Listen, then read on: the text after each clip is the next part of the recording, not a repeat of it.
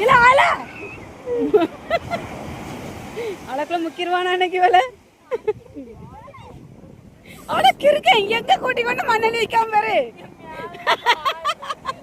சந்தியா அப்படியே இருந்துக்க. திருப்பி காட்டு. உன் கொண்டைக்கு வந்த மண்ணுக்கும் அவ்வளவு ஒரு பொருத்தமா இருக்கு.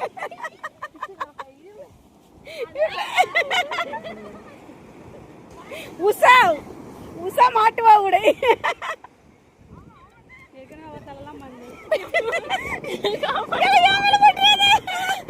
எனக்கு தெரியாது